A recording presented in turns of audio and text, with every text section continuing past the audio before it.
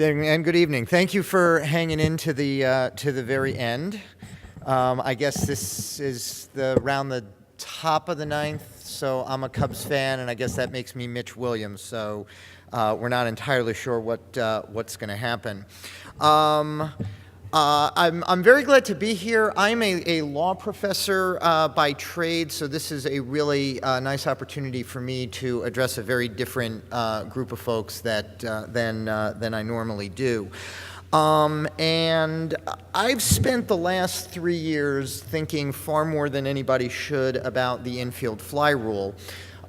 Which, as an abstract idea, the idea behind it is we want to eliminate the perverse incentive for an infielder to intentionally not catch an easily playable fair fly ball in search of a double play, and therefore we can eliminate an extreme cost-benefit disparity that would come with that double play. What I want to do here is look into the underlying numbers and see how well the Infield Fly Rule performs that function, does what we're hoping that it will do. And there's three components to this. All right? Number one is the frequency, how often the situation comes up. Number two is how likely the evil to be prevented is. How likely is that unfair double play in this situation? And then number three is what's the effect of the rule on actual runs and at-bats and innings and games? Or really more specifically, what would be the effect if we were to repeal the rule on runs and innings and games? And that's what I want to look at. So first is frequency. We looked at the last 5 seasons of Major League games. We identified every time a player came to the plate in a quote-unquote infield fly situation. That is, first and second no out, first and second 1 out, bases loaded no out, bases loaded 1 out. And then we identified every time that the infield fly rule was called, or the infield fly rule is in effect, as every announcer puts it. And the total, we can see in the lower right-hand corner, a little bit over 46,000 plate appearances in that situation. There were 1,228 total infield fly calls, about an average of about 245 per season, or 2.6% of the time that it might have happened. The two high seasons were 2010 with 260, and then just behind it this past year with 253. The most frequent situation, both for plate appearances and infield fly calls, as you would expect, is first and second and 1 out. 580 of the 1,228 total infield fly calls were in that situation.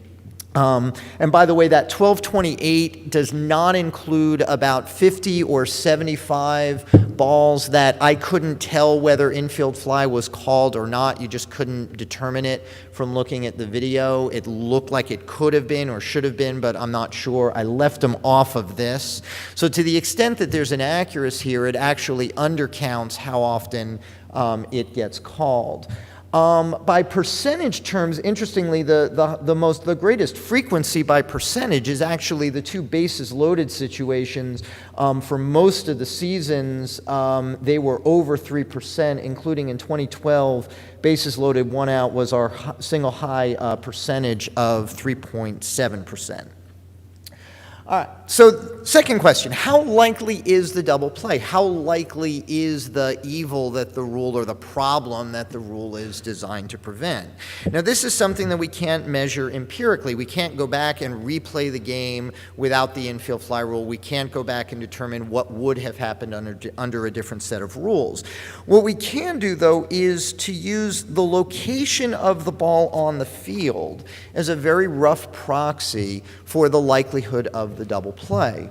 So what we did was to chart every infield fly call for each of the 5 seasons. The chart on the left is balls with first and second. The chart on the right is bases loaded. And you can see the numbers and the distribution for all 5 seasons. The open circles are balls hit with nobody out. The closed circles are balls hit with 1 out.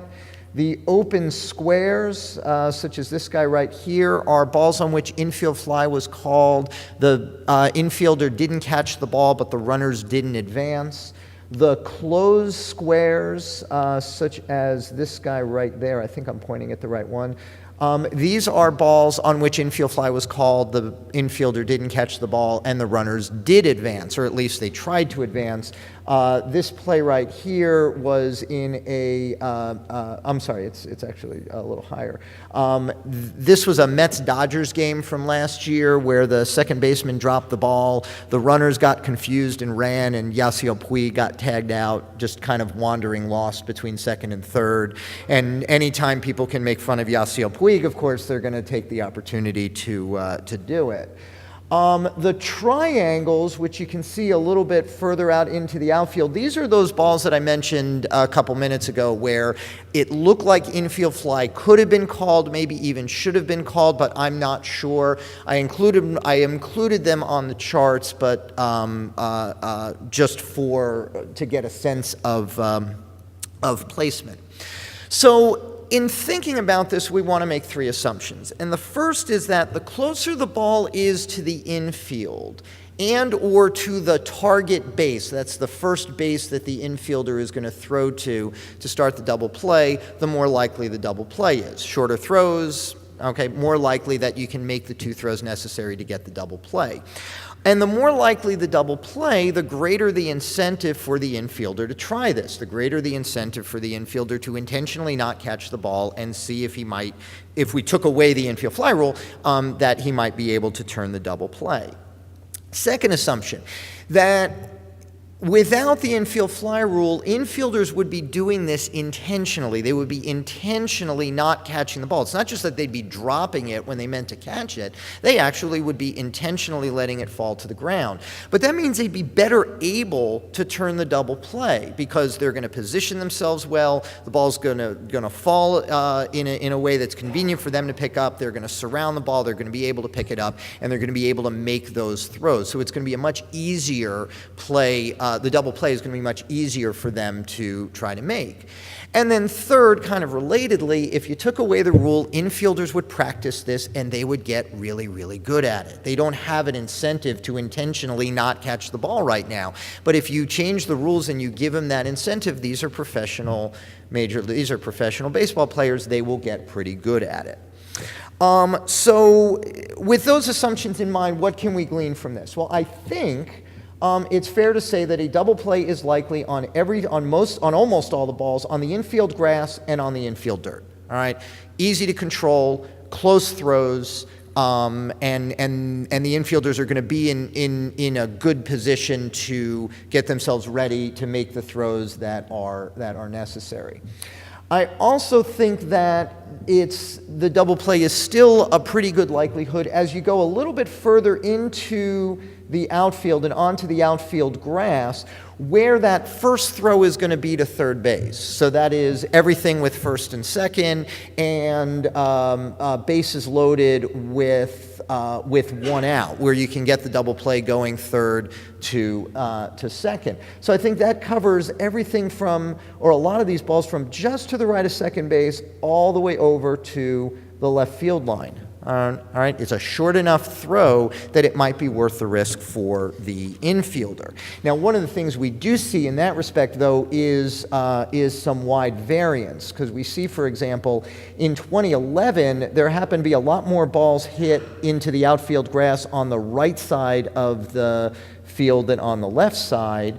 But that season was kind of an outlier. We see in 2014 a lot more balls on the left side of the field.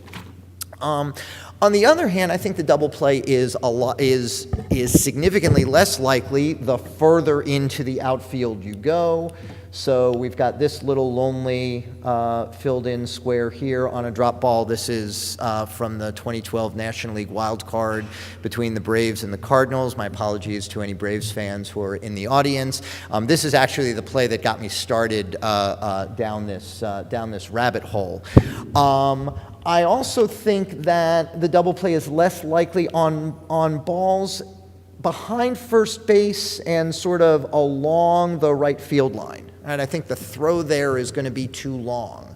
And for that, whether the throw's going home or the throw's going to first base. And so I think the incentive isn't there for infielders to try it. But again, we see some wide variance from season to season, because here we see a pretty big cluster of balls in this area in 2014, but by comparison, we see hardly any in that area in 2013. So there's going to be some season-to-season changes. Now, fortunately, we don't have to entirely speculate on this because we have this play. This is from a July 2013 game between the Angels and Twins. The Twins had first and second, nobody out. The batter hit this little kind of flare-ish thing just to the right of the pitcher's mound. You see the pitcher moving over to field the ball. You see the second baseman retreating back to second base, and so far this looks pretty normal. Except the pitcher stopped moving and let the ball drop right in front of him at his feet.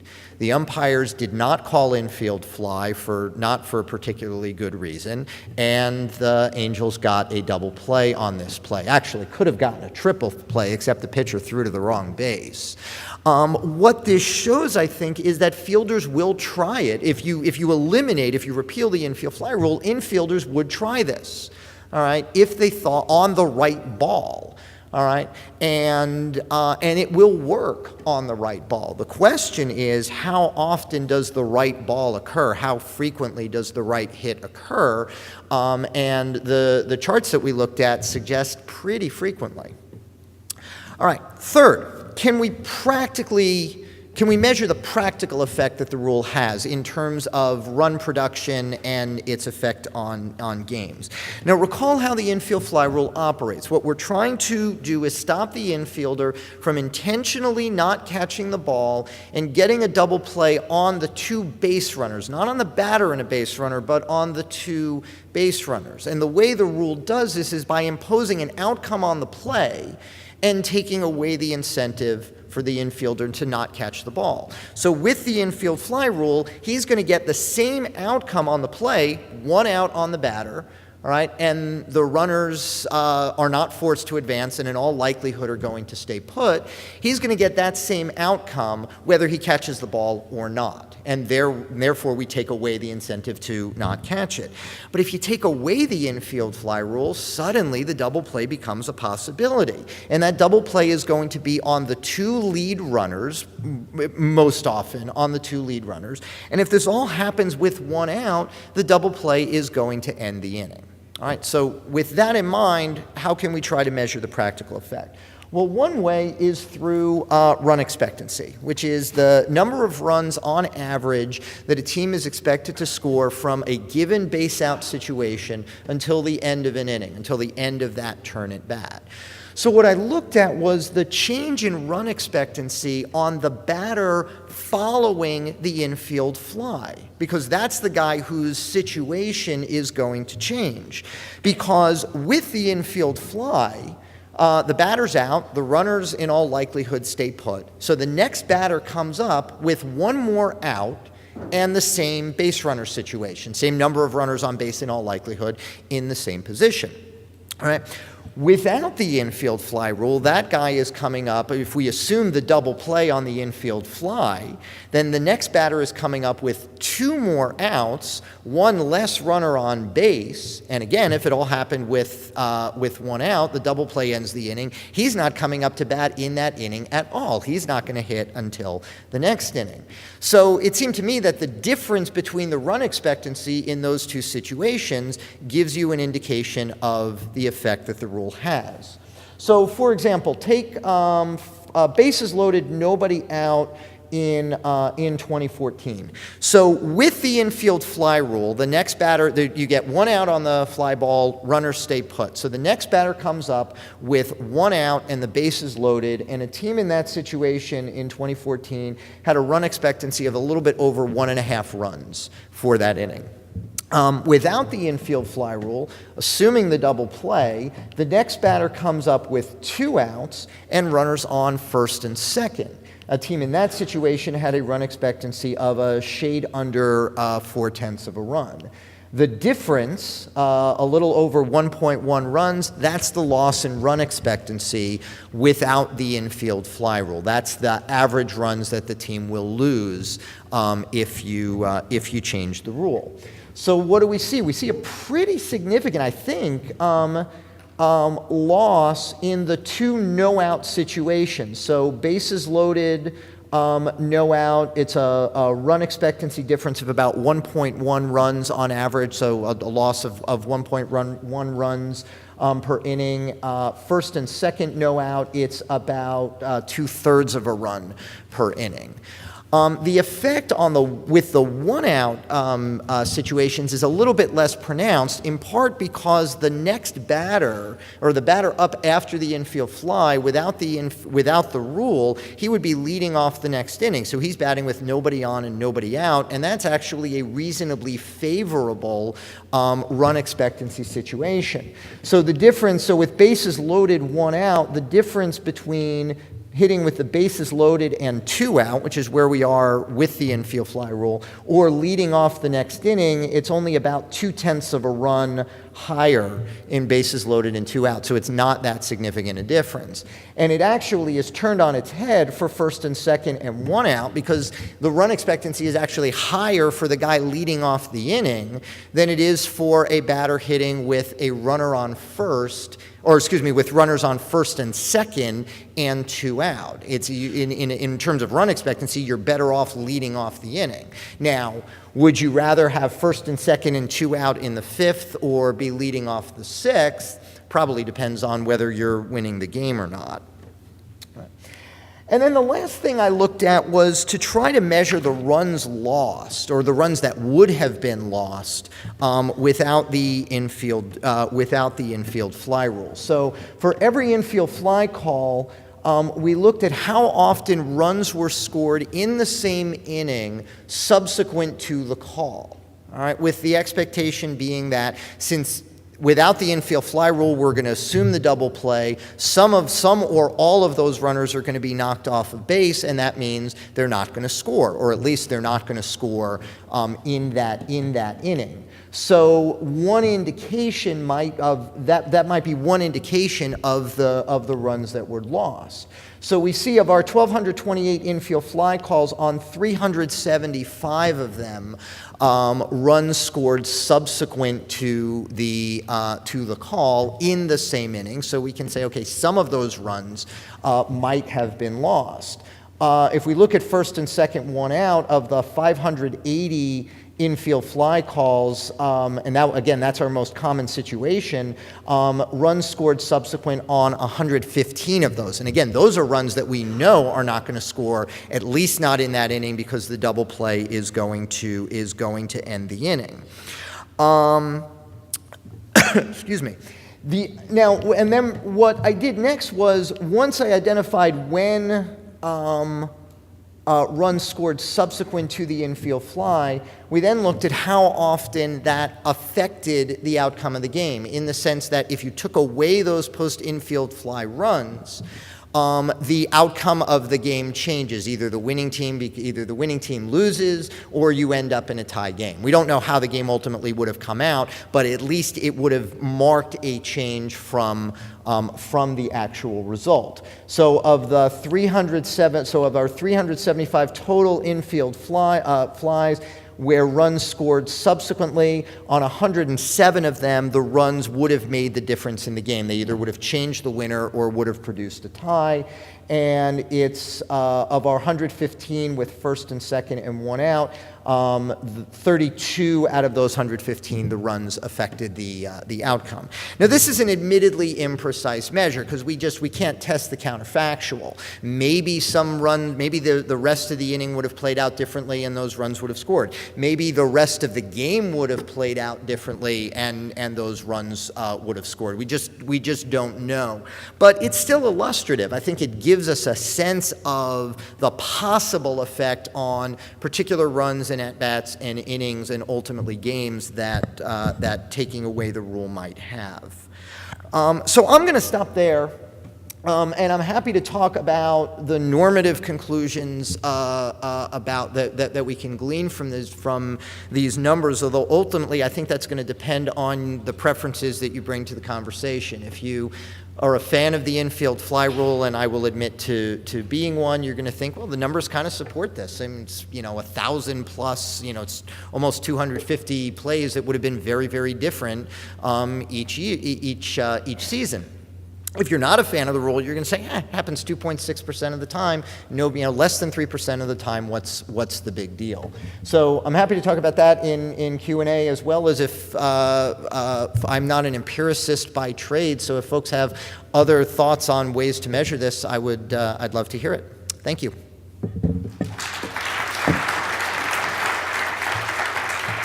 Questions? Yes, sir.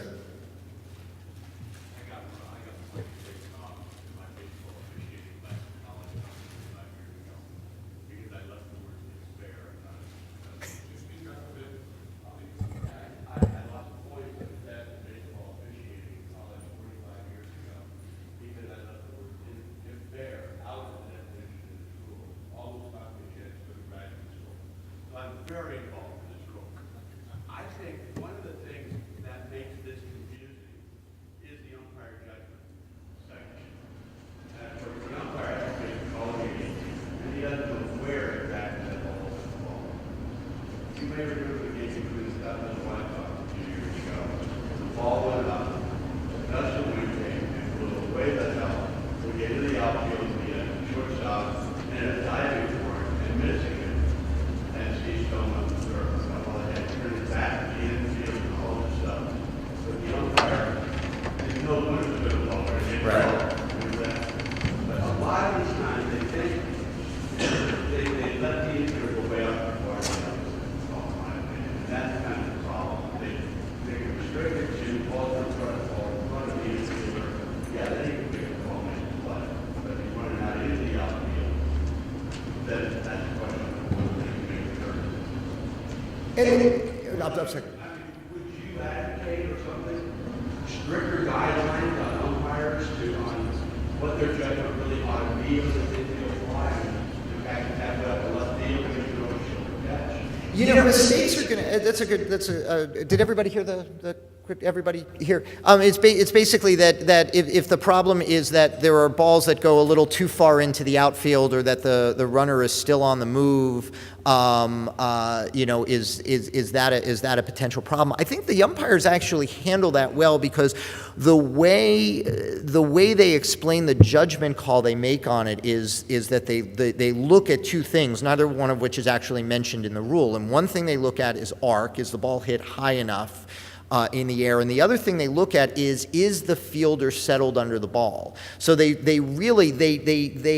apply the rule in a way where they want to minimize that situation, because if the fielder is still moving, they're not gonna call it.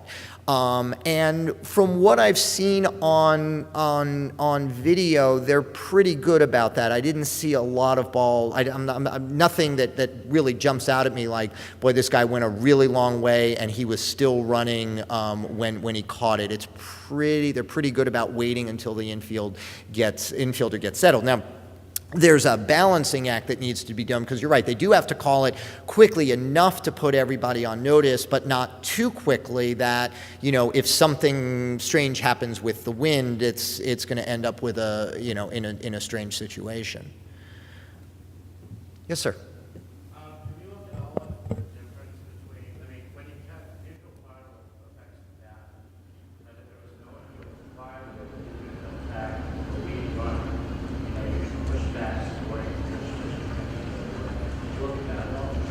I'm not sure, I'm sorry, I'm not sure I followed the question. Infield Fly Rule allows you to push an out like say runner first. Right. But if there's no infield fly rule, you have not changed it to runner third and second or like. No, I didn't look at that situation because there's no rule or there's no concern, I don't think, for the infielder to. In the only situation where there's an incentive to try to not catch the ball is the situation of a runner on first, where you may trade a fast runner for a slow runner, and the rest of it, you never want to do it in a way where you're not going to get at least one guy out, either the batter or that runner that you're going to be able to force out going from first to second.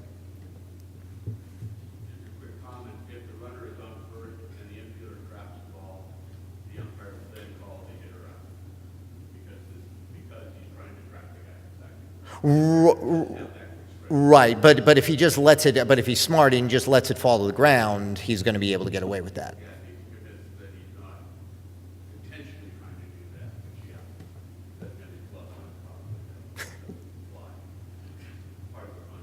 Yes, sir. Yes, sir. The line where you got the ones that were used for them to have to know infield fly, is that in the cases where the straight judge, where you determined that the double play would have been in order, i.e. not the ones down? I didn't break it out that much. So for purposes of when I wrote this up for purposes of these numbers, I just assumed a double play on everything, just for purposes of collecting the numbers. No, I think that's a fair point. It may be on some, because some of these infield fly calls were probably balls where the outfielder, even without the rule, would not have had the incentive not to, or the infielder, excuse me, would not have had the ball, had the incentive not to catch the ball. And then the same token, on the games where you said the outcomes, in fact, you said ones that would have either changed the outcome or turned into a tie game. Do you know the size of those numbers is roughly the same? Presumably some of the ones where it would have been tie game, the outcome of the game. No, you know what? I didn't break it out did not break it out that far. I just looked at anything that would change, where the team that won the game would not have necessarily won the game. And that, I might have been under-inclusive on that one, because what I didn't include was, if we won 5-1 and we scored 2 post-infield fly runs, well, you take those away, we still win 3-1. Maybe you need to include that as a game affected because, again, we can't test the counterfactual. We don't know how it would have played out as a closer game. Other questions? Thank you very much for sticking it out.